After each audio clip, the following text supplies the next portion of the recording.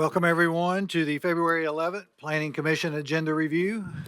I'm Tim Hill. At this time, I'm going to turn it over to Director Brooks. Good morning, everyone. I'm going to go over a few updates with you all about some specific projects. But first, I'd like to introduce you to a new staff member that we have. Her name is Becca James, and she is new to our Communications and Outreach Specialist position. You'll raise your hand and. So she comes to us with over a decade of experience in marketing, broadcast, project management, outreach, social media, and writing. She joined us at the end of January, and she's already jumped in and assisted with our communication efforts related to our websites, providing us some guidance on social media and much more. So we're excited to have her, and you'll be hearing more from her as she gets settled in. Okay, so fiscal year 26 budget. So we'll begin preparing our budget and work program over the next couple weeks. It's currently underway. Our leadership team kicked off planning efforts a couple weeks ago. So we'll be examining the status of our current work program and our financial situation, and we'll meet with our city and county partners over the next few weeks and throughout this process to inform those proposals and present a draft plan to you later this spring. So stay tuned for more on that. The UDO and the Knox County's Unified Development Ordinance is underway. Fully underway now. Our consultants are taking a deep dive into the current ordinances, and we'll be preparing an analysis in the next couple of weeks that we should be able to share out. We've tentatively scheduled public open houses for late March, so as soon as those dates are solidified, we will share those out with you all, and would love your help in getting the word out. The City of Knoxville's Priority Investment Area Study is also fully underway. I've talked about this a couple times over the last 6 to 8 months, but our consultant team for this project was in town late last month. They conducted site visits. They also began conducting some stakeholder interviews and met with city officials, elected and appointed officials, as well as representatives from the development community. They will begin identifying sites and corridors and areas to focus their analysis, and we anticipate that this team will return in late March, early April to conduct additional feedback sessions and site visits. And so as they provide us with more information related to those analysis and what they've learned during that initial site visit and the one that's upcoming, we'll share that information with you all. So our transportation planning group has also been very busy. I think I've kept you guys updated on the Mobility Plan 2050. It's heading towards that finish line. We'll be conducting the official public comment period starting sometime in early March, and it will be heard for adoption at the Transportation Planning Organization meetings in April. They are also kicking off the new FY 2026-2029 Transportation Improvement Program with a call for projects, which is going on right now. Through the end of February. It is due to be adopted around October of this year, so more information will be coming out later. Our staff on a yearly basis gets asked to participate in different types of youth engagement. So one that happened last week was that our staff presented an overview of planning advanced Knox and our data tools to the junior county commissioners. And then we have one coming up where we'll be presenting to the West Hills Elementary School students later this spring. And that's all I have. Yes. I just wanted to let other commissioners know that I got to attend the Keep Knox Beautiful Heat Resilient Cities, Building Heat Resilient Cities that was offered last Friday. And this is the second year that I've gotten to attend their particular conference. And it's great content. Like, it's really helpful information.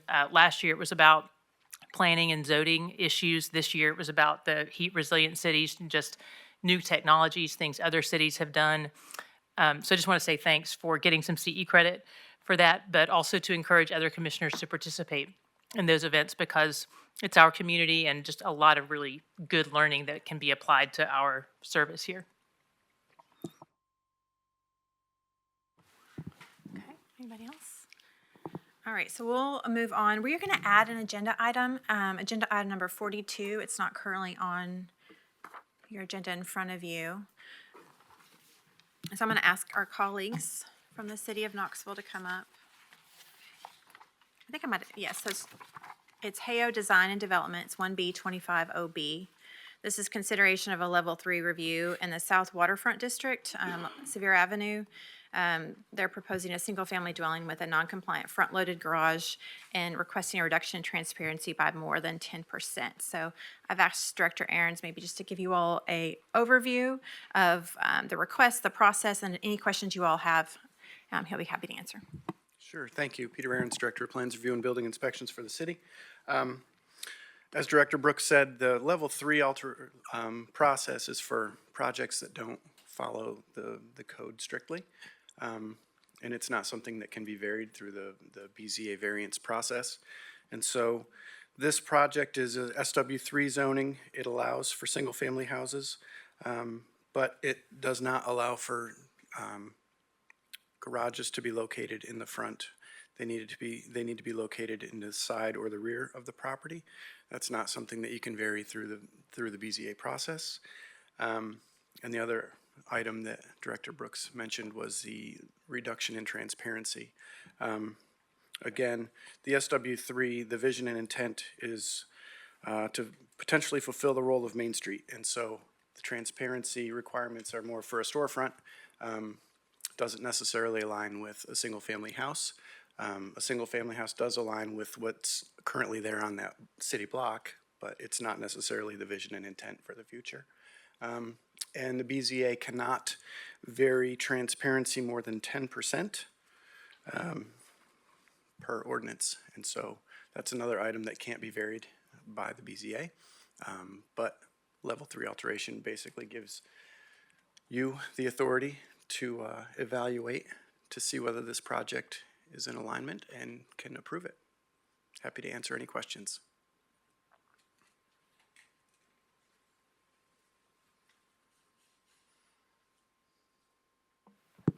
Can you speak a little bit more about the garage difference and because I understand the transparency component and that really being something more geared towards a retail, commercial sort of environment. But the garage component? Sure. Let me pull up the code. The code goes into detail as to where garages can be located. If you'll give me a brief moment here.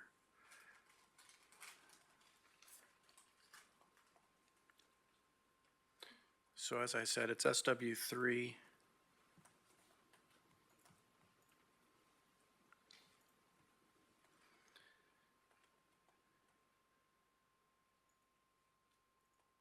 There we are.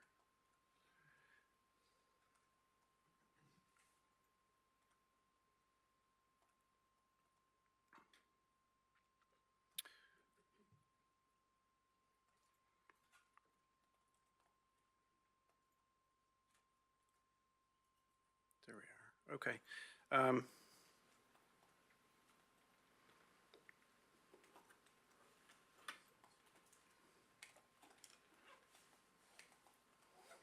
Mark, I'm going to ask you for the code section. Okay. 7.1.3.D.7.D. Garage location to the rear of the property or underneath of a building. And so the code doesn't give a whole lot of flexibility as to where garages are located. Again, with the whole vision and intent of future Main Street, they wanted to, the designers of this code wanted garages to be back out of the front yard, so. But the plan here is to have it in the front instead of in the back. Yes, And the recommendation from your department was that that's A-okay. that aligns with the rest of the block. This is a difficult one because it does align with the rest of the block, in that the rest of the block is single-family dwellings. I don't believe there's any other houses on the block with garages, so I think on-street parking is predominantly what's in place. But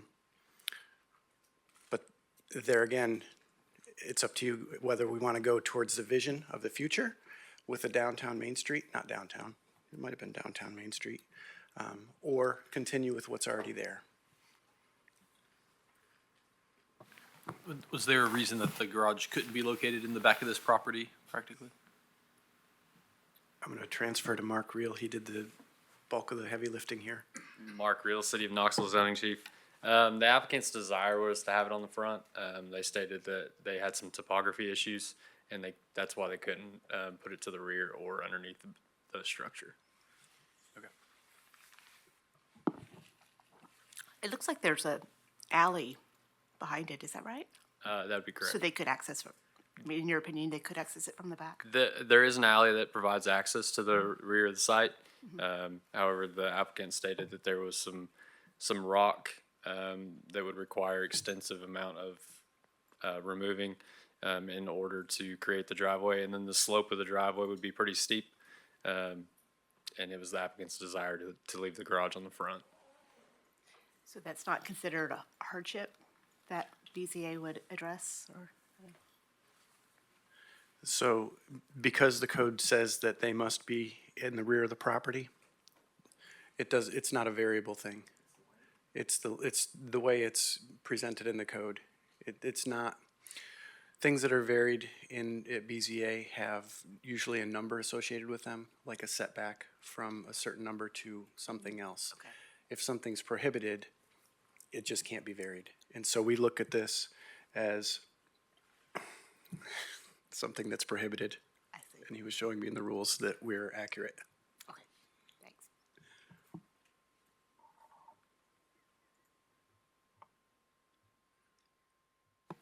Any other questions? Thank you, Director Aaron's. Thank you. Okay, now we will move on to agenda item number 36. This is for a master sign plan for the multi-use facility that will be the future home of the Smokies and whatnot. Thank you, Amy. So as you can see on the aerial image, the stadium is already under construction.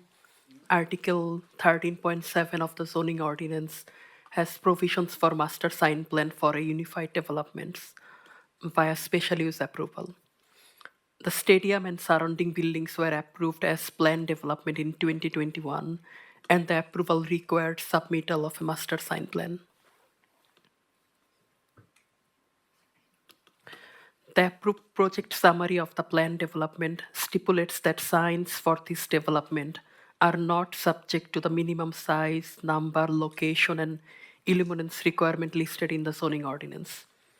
The Planning Commission will review the master sign plan for appropriateness with the proposed development.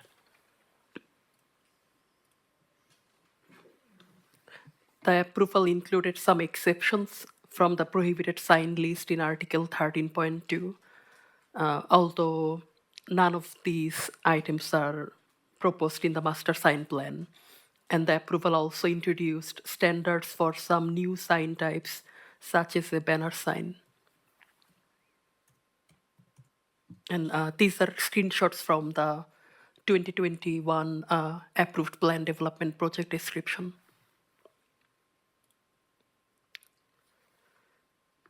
The package includes street-facing attached signs, including wall-mounted, projecting, canopy, awning, and banner signage, and sidewalk signs. Other than sidewalk signs, no other detached sign is included in this plan. Article 13.3 lists some sign types that are exempt from the sign ordinance. For example, signs necessary to promote health, safety, and welfare, and directional signs erected on public property with permission from the city are exempt from the signage ordinance. Also, signs that are installed by the city on city property that bear no commercial message is also exempt.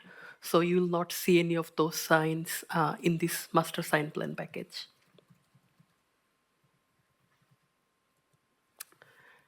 The package contains a key site plan, building elevations with details of different signs, and separate schedules for the stadium, Delaney building, and Yardley building.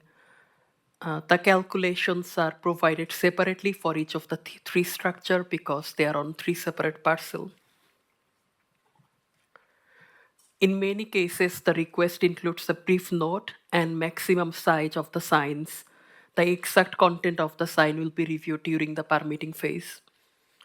For example, the request includes several options for awning signs for prospective retail tenants that they can choose from during permitting.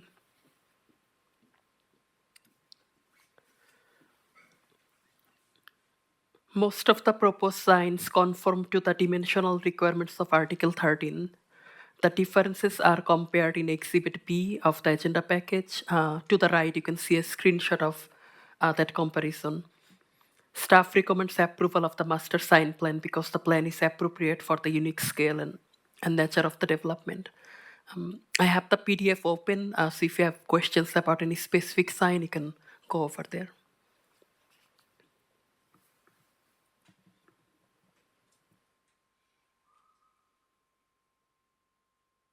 I think there's any questions. Thank you, Samuel. Okay. Now we will move to number 8, 1I25RZ. Whitney will get hooked up here, but there have been significant comments on this case. One of the reasons we're going to cover it.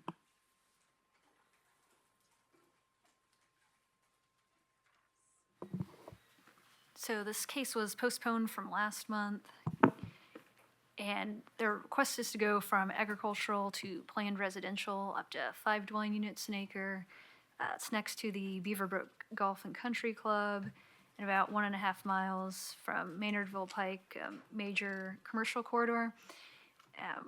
The case was postponed in order to redraw the boundary. This house was initially omitted in the rezoning request, and they've since gotten an option on it, and it's now included. And our recommendation is not changing. It's still to approve the planned residential zone up to 5 dwelling units an acre because it's consistent with the comp plan and surrounding area. Are there any questions?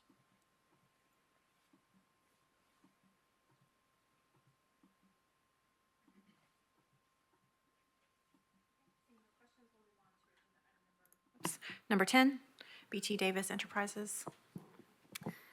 So this rezoning request is for 19,368 square foot lot to go from RA to planned residential up to 4.5 dwelling units an acre. It's on Wright Road off of Oak Ridge Highway. So in 2023, a duplex was built on this lot. Duplexes are allowed in the RA zone as a use on review when the lot's at least 10,000 square feet and sewer is available. There's no zoning history on here, which means that it's been RA since before 1980. So all adjacent lots are RA. It's about a 1/4 mile away from a PR district on Wright Road that's about 3 acres that has some multifamily, and there's some other PR around 8 to 12 dwelling units an acre, but none of these access Wright Road. They either access Oak Ridge Highway or Harrell, which is a collector.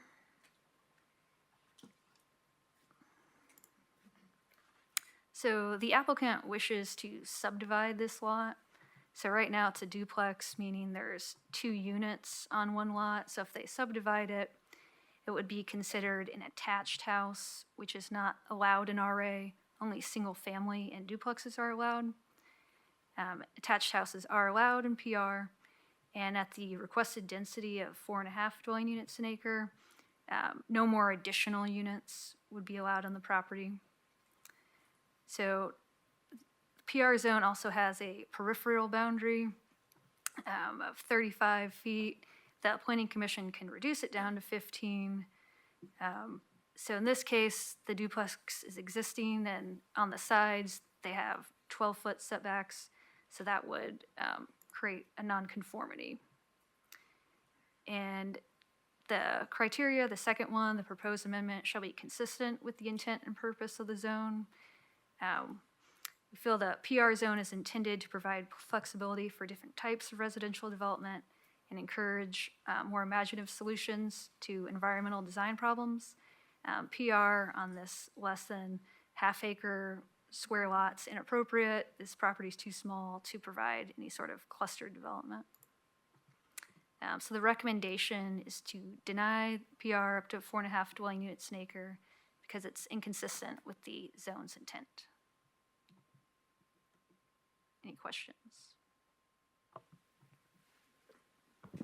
This may be an obvious question, but would the intent be to put a lot right down the middle, lot line right down the middle of the house, and then be able to sell them as two?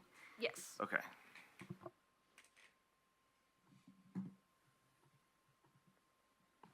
Okay, thank you, Whitney.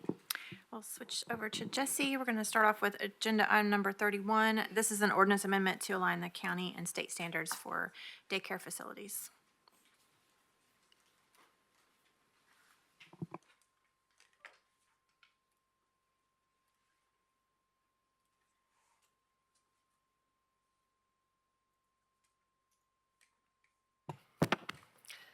So yes, this is a County Ordinance Amendment 2A25OA. The background of this is that the Knox County Mayor's Office collaborated with the Knox County Chamber of Commerce on proposed changes to the ordinance as it pertains to the permitting processes for childcare services.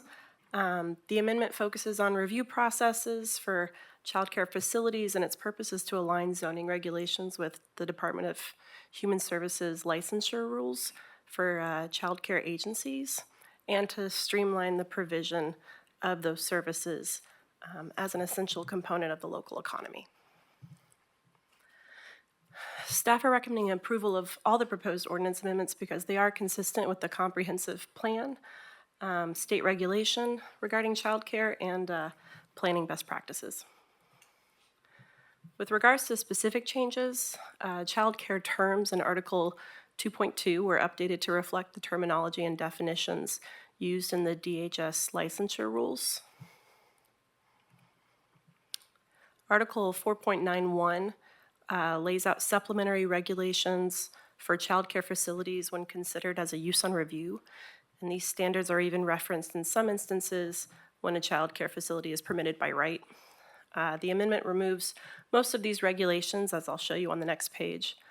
Staff support this removal because the standards either repeat or contradict DHS licensure rules, which any child care facility must meet in order to legally operate in the state. Removing these regulations alleviates providers from unnecessary confusion and hurdles in the permitting process. You can see the proposed removals here, sorry, small, which are deemed unnecessary because the purpose of the DHS rules is the protection of children and to maintain adequate health, safety, and supervision of children while in a licensed care setting. One example of a contradiction that you may be able to read there is how DHS requires a simple minimum of 50 square feet of usable outdoor play space per child, whereas Article 4.91 requires an outdoor play area of not less than 2,500 square feet for the first 20 children, and then 100 square feet for each additional child. So you can see where there may be some contradiction there between what's legally required by the state versus some additional kind of confusing criteria in zoning. The primary change to these residential articles is to remove the same supplementary regulations from being applied where child care facilities are permitted by right. So child care homes are permitted by right in these zones, but in the zoning code it references those same supplementary regulations that are proposed to be removed. And then in these more employer-based zones, child care agencies, which is the umbrella term for all the child care types, were made as a use by right, and child care centers were removed as a use on review. And then reference to those supplementary regulations was also removed. The updated terms, the removal of redundant review criteria tied to DHS, and the transition of child care facilities from a use on review to a use by right in commercial and business zoning districts is supported by several Knox County Comprehensive Plan implementation policies. Policy 3.4 emphasizes developing simpler permitting and review processes to incentivize certain types of development. Policy 3.1 describes identifying and revising regulatory standards that are barriers to redevelopment. Policy 10 prioritizes the long-term fiscal health of the county.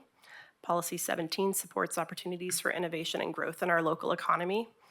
Childcare plays a vital role in the ability of parents to participate in the paid workforce, to foster innovation and engage in the local economy.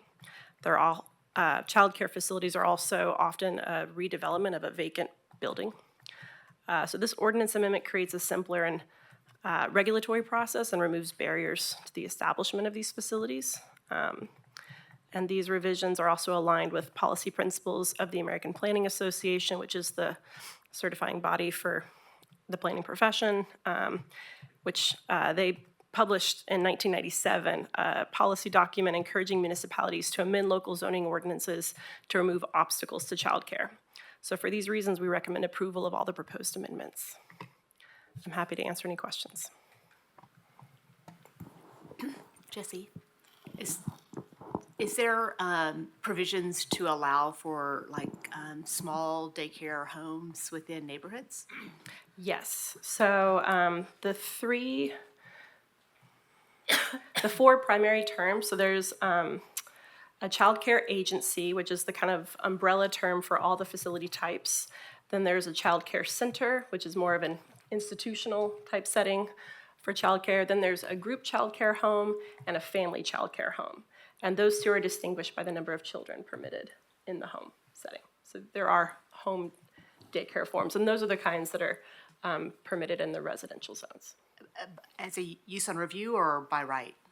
So currently in the residential zones, they were permitted by right with these supplementary regulations from Article 4.91.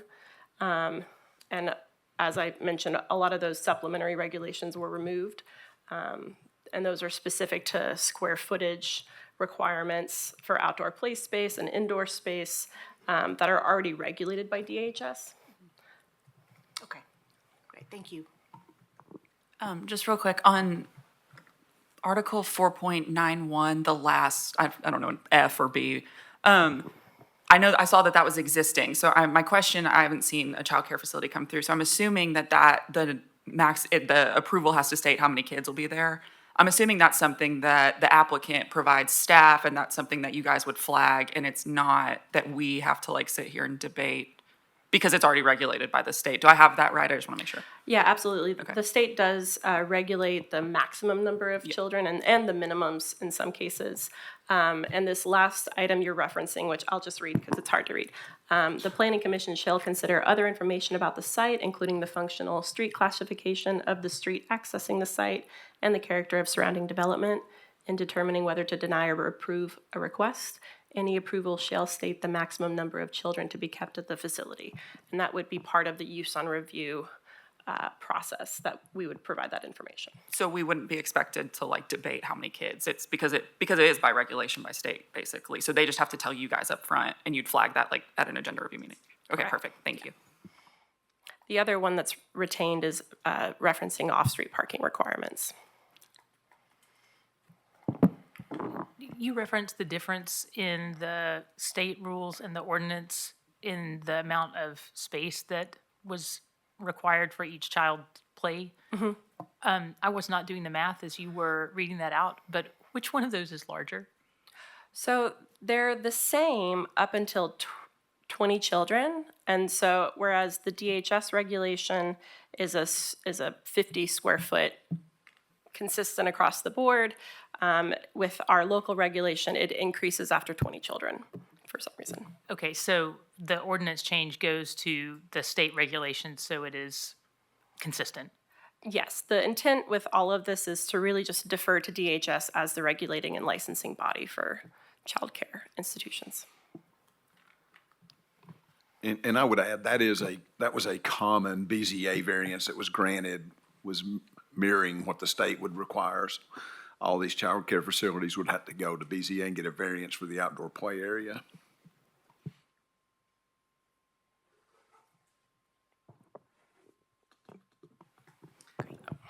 So now we'll move on to agenda item number 33.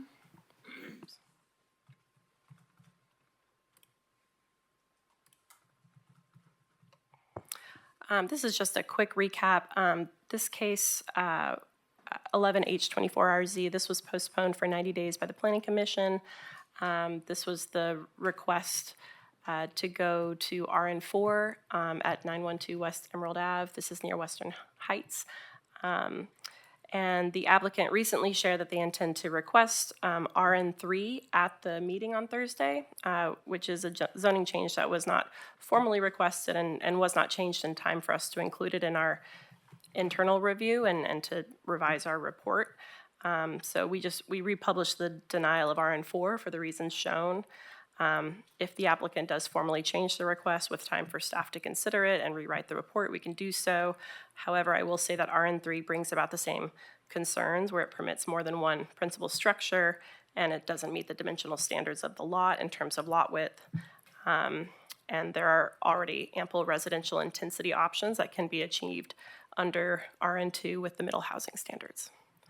So, just FYI. Thank you, Jesse. Are there any other items that any commissioner would like to discuss today? We're adjourned.